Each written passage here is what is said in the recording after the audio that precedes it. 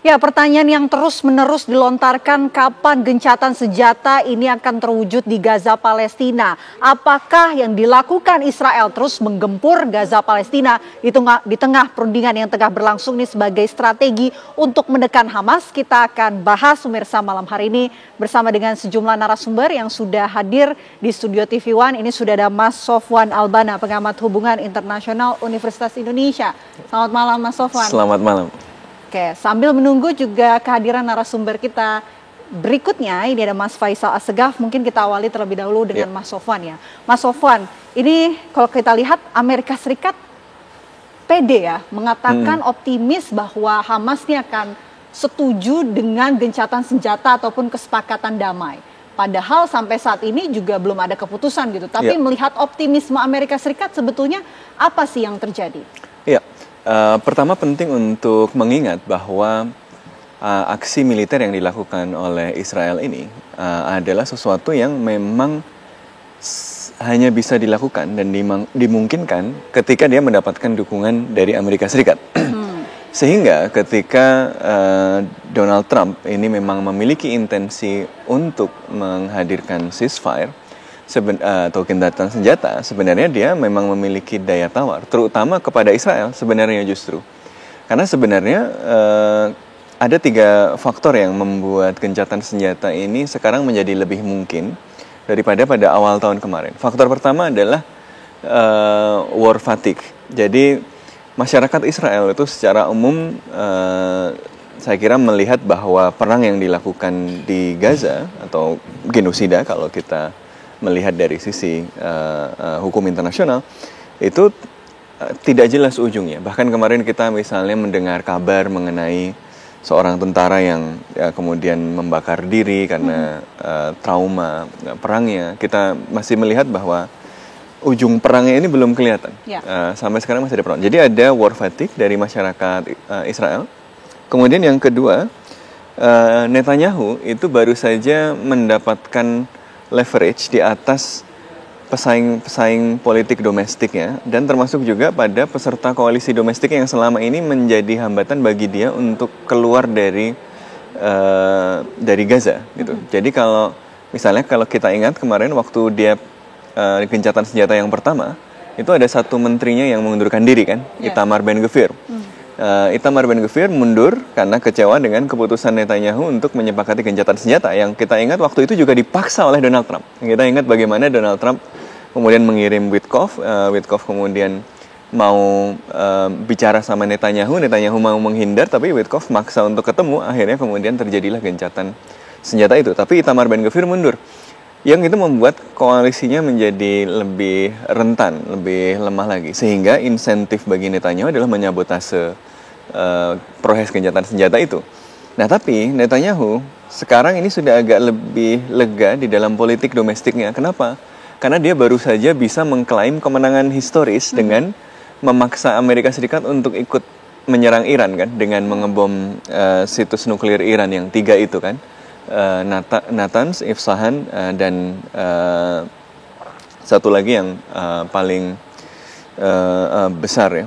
Yang itu kemudian menghadirkan kemenangan setidaknya narasi kemenangan dari Netanyahu dan membuat dia memiliki leverage yang lebih tinggi di dalam politik domestik untuk bisa saya sudah cukup nih, saya sudah menang. Misalnya kalau nggak ngomong begitu nanti dia akan dikritik. Ketiga, ya memang ketergantungan pada Amerika Serikat. Kalau Donald Trump mau ini berhenti, ini bisa berhenti. Gitu. Setidaknya dari sisi Israel. Jadi problemnya sekarang tinggal deal teknisnya soal gencatan senjatanya seperti apa, dan the day afternya, jadi setelah kalau gencatan senjatanya itu selesai dan negosiasinya selesai, pemerintahan seperti apa yang akan muncul di Gaza. Itu yang juga menjadi pertanyaan ya, karena kita semua ingin perdamaian dan juga gencatan senjata dalam perundingan ini bisa terwujud untuk membantu warga Gaza di sana. Tapi kita ingin tahu Mas Faisal Assegaf yang sudah bergabung bersama kami di Pengamat Timur Tengah. Mas Faisal, jika nanti gencatan senjata akan terwujud, Gaza ini akan seperti apa sih Mas? Dengan kondisi yang sudah hancur saat ini. Kalau lihat masa depan Gaza setelah perang itu, kalau saya melihat ada 3 skenario. Yang pertama, kalau gencatan senjata terjadi, itu sifatnya sementara.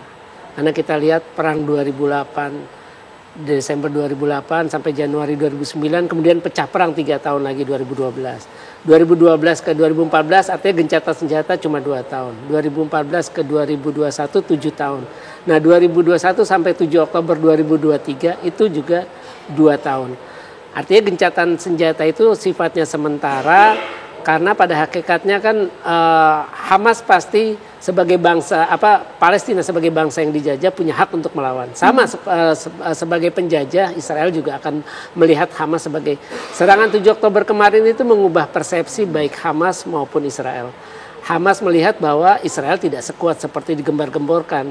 Artinya bisa ditembus lewat serangan 7 Oktober 2023. Nah, sebaliknya Israel akan melihat bahwa selama masih ada Hamas di Gaza, maka ini adalah ancaman nyata bagi keamanan dan eksistensi Israel. Jadi gencatan senjata itu hanya jeda perang. Kemudian skenario kedua adalah kalau memang skenario kedua itu adalah perang berlangsung terus-menerus.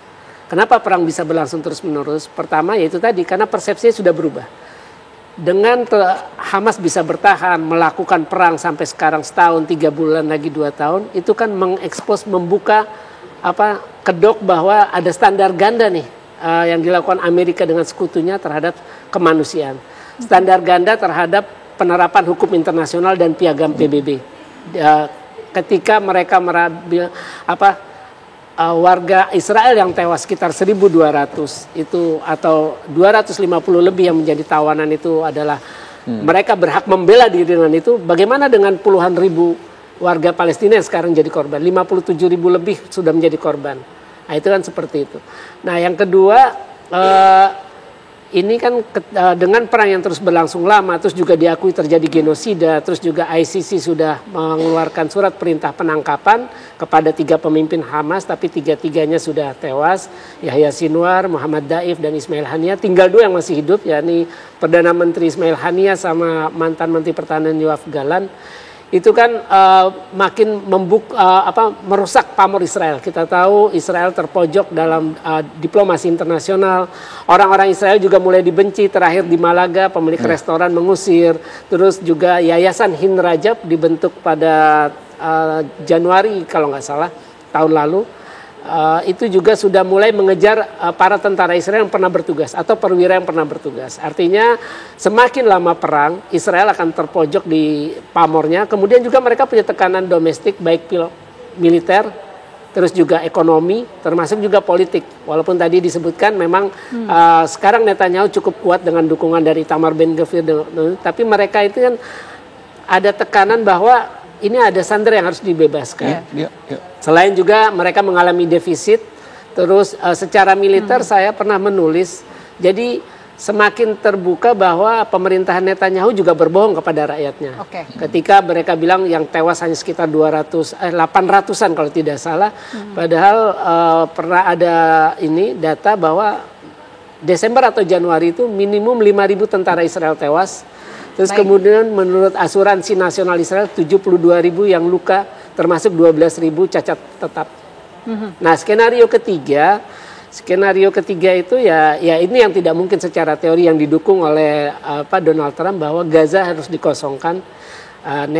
Netanyahu ini adalah orang yang melawan kebijakan Perdana Menteri Ariel Sharon untuk mundur pada Agustus 2005. Jadi dia tidak akan mau mengulangi kesalahan Sharon, makanya dia akan mencoba menghabisi Hamas dan menguasai kembali Gaza. Ada 3 skenario tadi ya. Saya mau kembali ke Mas Sofwan. Ini kan perundingannya masih alot ya antara Israel dan juga Hamas di Doha sampai saat ini.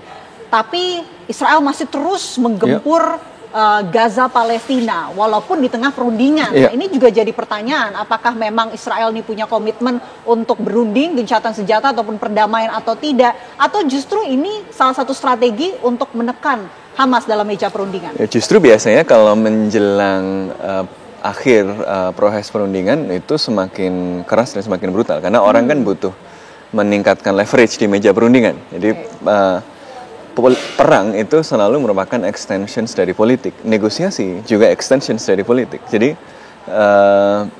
tentu saja gitu ya, masing-masing pihak mencoba meningkatkan daya tawarnya, leverage-nya di hadapan si musuh perundingan ya kan. Dalam hal ini ya makanya kemudian kita melihat biasanya terjadi intensifikasi serangan sambil Netanyahu kan sekarang lagi di Amerika Serikat kemarin ya ketemu Donald Trump, bahkan sampai mencoba mendapatkan dukungan Trump dengan mempromosikan yang menyatakan akan mendorong Donald Trump mendapatkan hadiah Nobel gitu ya. Israel ini meletakkan berbagai permintaan yang saya kira sangat sulit diterima oleh Hamas gitu ya. Dan Hamas sendiri juga memiliki beberapa permintaan yang masih sangat sulit diterima oleh Israel kan. Beberapa poin yang mereka masih belum ketemu itu kan sebenarnya hal yang sangat fundamental. Pertama soal penyaluran bantuan.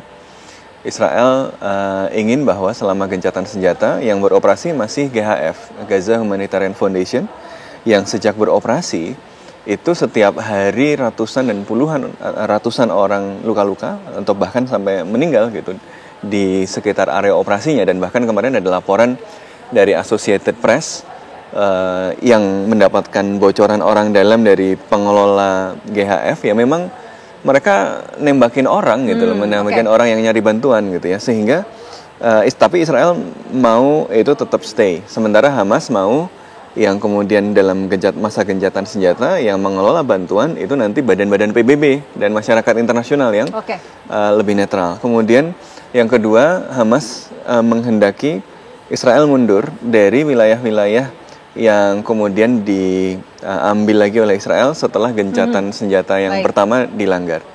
Kemudian yang ketiga ya soal endgame-nya setelah selesai ini mau seperti apa? Seperti tadi dibilang oleh Bang Faisal, Israel maunya kembali menguasai. Kan kemarin di pertemuan dengan Donald Trump, Netanyahu mengatakan bahwa kalaupun nanti ada Palestina yang merdeka, termasuk di Gaza, kontrol militer tetap di Israel. Artinya apa? Salah satunya di Gaza yang dibayangkan adalah kontrol militer terus. Ini kan kemarin ada berita yang cukup ramai di media Israel ya, bahwa Netanyahu dan komandan militer Israel itu berdebat karena Netanyahu mau pokoknya Israel tetap akan occupy Gaza setelah perang ini.